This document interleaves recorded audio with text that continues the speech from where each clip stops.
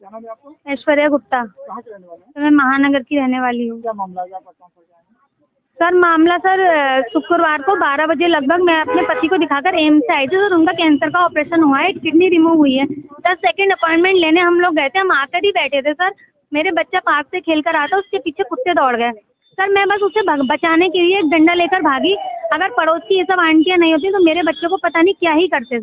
Sir बस इतनी सी बात पे मैंने उनको भगाया सर, क्योंकि हम लोग खुद ही इतने परेशान हैं कि हम क्या ही लड़ पाते। सर हम अपने घर में आके बैठ गए और सर उन्होंने इस लड़ाई को, सर हम भी कुत्तों को खाना खिलाते हैं सर, ऐसा नहीं है हमें उनसे नफरत है सर, बस वो मेरे बच्चे को काटने को दौड़े, इसलिए सर मैंने डंडा लेकर भगाया बचाव के लिए। सर शाम को वो लगभग 8:30 पौने 9 बजे करीब डंडा लेकर मुझे मारने आई। जब पड़ोसियों से उनकी बहस हुई तो उन्होंने कहा आप तो डॉग लवर है, आप क्यों कुत्ता डंडे लेकर आई हैं, आप तो फ्रेंडली है। तो बोली हम उन्हें मारने आए जिन्हें कुत्तों को मारा है, हम कुत्तों को मारने नहीं आए हैं।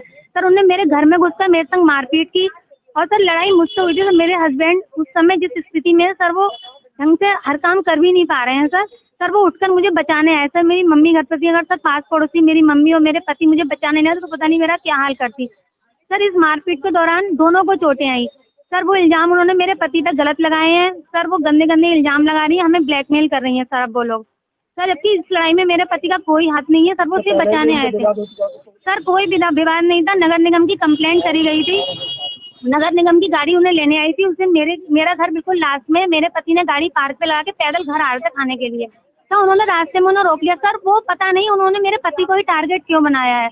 सर उन्होंने उनसे उटपटांग सवाल करने लगी। सर अगर वो पूरी वीडियो दिखाएं, मेरे पति ने अच्छी बातें भी तो बोली उसमें कि हम साथ देंगे, आप इनके लिए व्यवस्था करवाइए, हम पूरी गली वाले उन्हें खाना खिलाएंगे, उनका खर्चा देंगे। सर प्रिया वर्मा और सर लवली गंगवार।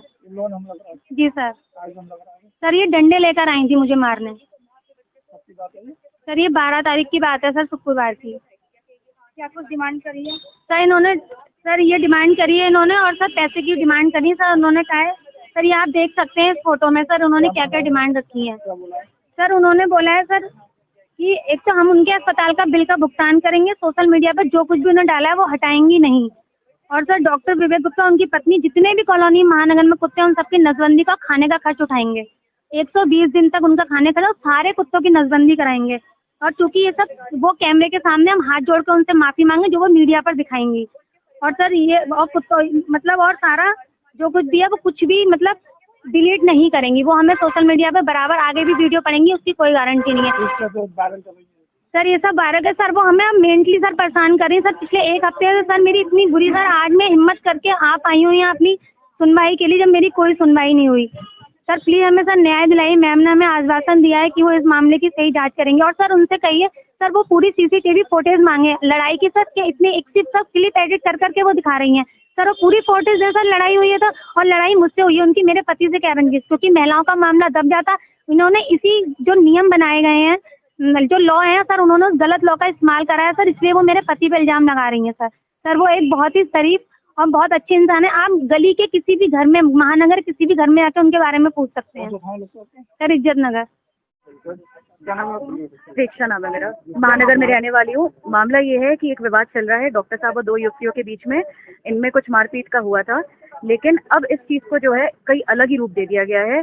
इनका कहना है कि एक स्ट्रीट डॉग जो होते हैं, स्ट्रीट डॉग हमारी गली में बहुत सारे, महानगर में आप आएंगे बहुत सारे, किसी को कोई दिक्कत नहीं है, हम सब खाना खिलाते हैं, कोई दिक्कत नहीं है। लेकिन एक दिन इनका जो मोनी गुप्ता जी हैं, इनका 6 साल का बच्चा है, छोटा सा बच्चा, उसको कुत्ते ने दौड़ाया।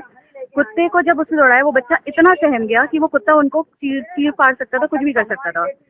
और उसके बाद उन्होंने अपने बच्चे की, उसको बचाने के लिए कुत्ते के ऊपर सिर्फ डंडा उठाया, मारा नहीं। ये भी आप देख लीजिए, क्योंकि कहीं मारते हुए भी कोई प्रूफ नहीं है। वो लड़कियां 2 गली दूर रहती हैं, वो रात को 9 बजे मोनी गुप्ता जी के घर के सामने आके इन लोगों से विवाद हुआ, लड़ाई वड़ाई हुई। लेकिन लड़ाई हुई थी मोनी गुप्ता जी की लड़कियों से, लेकिन इसके बीच में उन्होंने डॉक्टर साहब को घसीट के डॉक्टर साहब पे गलत इल्जाम लगा के वो जो है केस करा दिया। उसके बाद अब वहां तक तो बात चलो विवाद चली, हमें पुलिस पे भरोसा है कि पुलिस इसकी पूरी निष्पक्ष जांच करेगी और सही चीज सामने आ ही जाएगी। लेकिन अब हम सब मोहल्ले वाले इस चीज से परेशान हैं कि ये चीज, ये लोग सोशल मीडिया पे आरोपी जैसे शब्द और उनकी फोटो, उनका नाम, सब कुछ इस्तेमाल करके अलग अलग जगह से वीडियोस उठा के एक क्रॉप करके, एडिट करके, आर्टिफिशियल इंटेलिजेंस ऐप का इस्तेमाल करके वीडियोस बार बार डाली जा रही है, जिसकी वजह से डॉक्टर साहब की पूरी फैमिली का जो मेंटल ट्रॉमा है वो झेल रही है। और हम मोहल्ले वाले भी इतना परेशान हैं कि हम में से कोई भी बाहर निकलेगा तो कहीं हमारी भी वीडियो गलत तरीके से इस्तेमाल नहीं कर दी जाए।